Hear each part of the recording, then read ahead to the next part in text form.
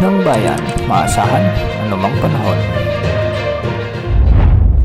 Magandang oras po sa ating lahat. Narito ang latest update sa lagi ng panahon at sa habagat na patuloy na nagpapaulan sa malaking bahagi ng ating bansa.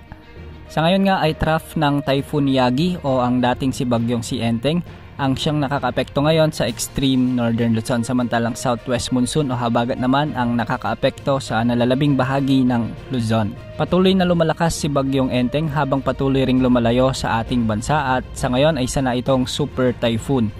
Huli itong namatan ng Pag-asa sa layong 595 kilometers hilagang kanluran ng Lawag City, Ilocos Norte.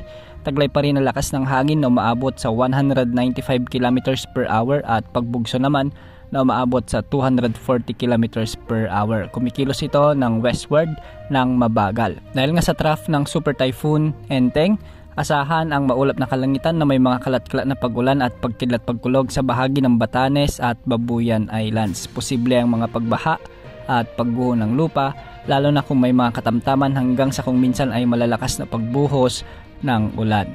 Samantala, habagat naman ang siyang magdadala ng mga pag-ulan sa bahagi ng Pangasinan, Zambales at Bataan. Ang mga lugar na ito ay posibleng makaranas ng malalakas na pag-ulan at posible rin ang mga pagbaha at pagguho ng lupa, lalo na kung may mga matitinding buhos ng ulan. Makakaranas naman ng mga kalat-kalat na pag-ulan na kung minsan ay malalakas na pagbuhos ng ulan sa Metro Manila, Cavite, Batangas, Rizal, Laguna, Oriental Mindoro, Occidental Mindoro, Cordillera Administrative Region at ang nalalabing bahagi ng Ilocos Region, lalo na sa La Union, Ilocos Sur at Ilocos Norte at ang buong Central Luzon. Dulot pa rin ito ng enhanced habagat o ang southwest monsoon, kaya posible ang mga biglaang pagbaha at pagguho ng lupa, lalo na kung may mga katamtaman hanggang sa malalakas na ulan. Dahil pa rin sa habagat, asahan naman ang maulap na kalangitan na may mga kalat-kalat na pag-ulan sa bahagi ng Palawan, Quezon Province, Marinduque, Romblon at ang nalalabing bahagi ng Cagayan Valley.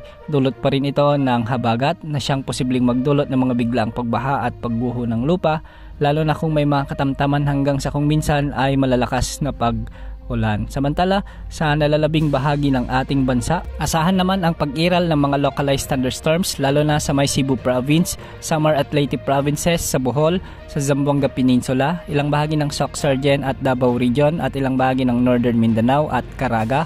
At may mga pag-ulan din sa may Bangsamoro Region, kasama na ang ilang bahagi ng Sulu Archipelago. Mga lugar na ito ay posible ring makaranas ng mga biglaang pagbaha at pagguho ng lupa.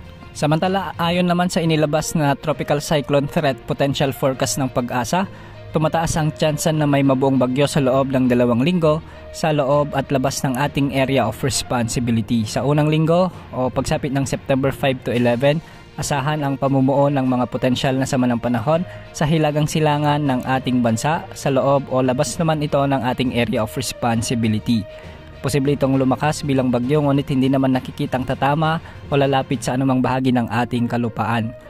Posible pa rin ang pamumuo ng potensyal na sama ng panahon pagsapit pa rin ng linggong ito at nakikita rin na posibleng may mabuong potensyal na sama ng panahon sa silangan ng Luzon, ngunit malayo ito sa ating area of responsibility. At yung pangatlo naman na potensyal na sama ng panahon ay nagbabadyang pumasok sa ating area of responsibility pagsapit naman ng September 12 to September 18. Nakikita rin sa forecast na medyo malakas ang potensyal na sama ng panahon na ito at posibleng umabot sa typhoon category o hindi rin inaalis ang posibilidad na umabot ito sa may super typhoon category, lalo na't maganda ang temperatura ng karagatang Pasipiko. Ang magandang balita ay hindi naman nakikitang lalapit ito o tatama sa anumang bahagi ng ating bansa, ngunit palalakasin na naman nito ang habagat na posibleng magpaulan sa kanlurang bahagi ng Luzon at Visayas sa mga susunod na linggo. Yan ang update sa lagi ng panahon. Ito po ang weather update ng bayan. Maasahan anumang panahon.